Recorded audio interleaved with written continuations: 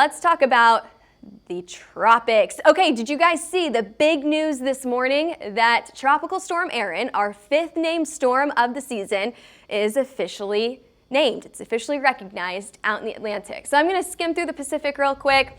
We've got one, Henriette, that's just to the north of Hawaii right now. It's a typical fish storm out in the Pacific.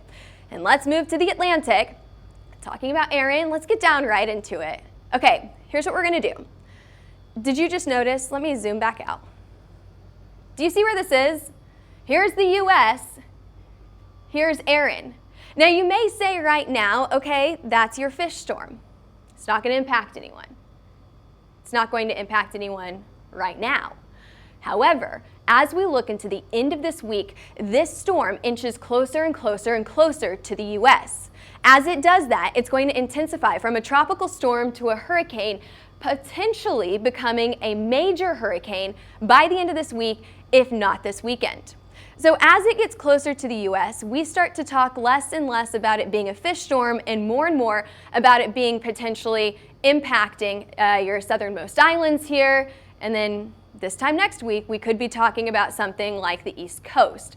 Now, it's too soon to tell that. We don't have that information quite yet. Again, we're still out with our spaghetti plots way out in the Atlantic. But we've got a high pressure system setting up to our north.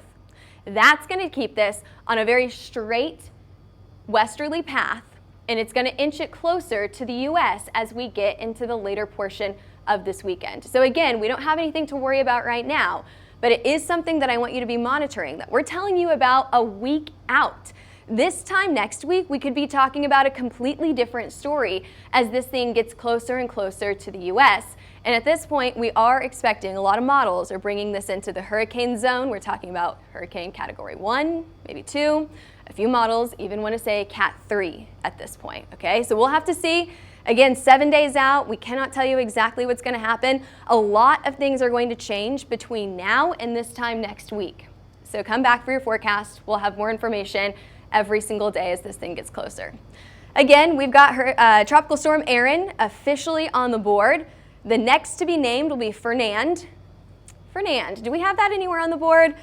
Well, it's not looking very promising for Fernand right now. We've got 2 areas, Invest 96L, low pressure system, got some 30-mile-per-hour winds on there, moving to the north at 10 miles an hour.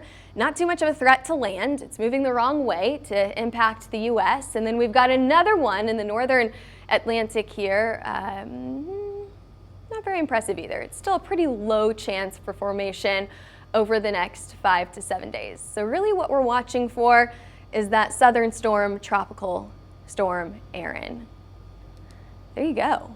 And there's your forecast. Just a reminder here for everyone that said, oh, it's a slow season, nothing's going to happen this season, 2025, it's kind of a dud. This is very typical for this time of the year. It's very typical to see a lull at the very beginning of the year, and then as we head into the middle of August, that's whenever we really start to see that activity increase. And the National Hurricane Center and HailTrace meteorologists have all said that we are still expecting at least an average hurricane season, if not an above average hurricane season.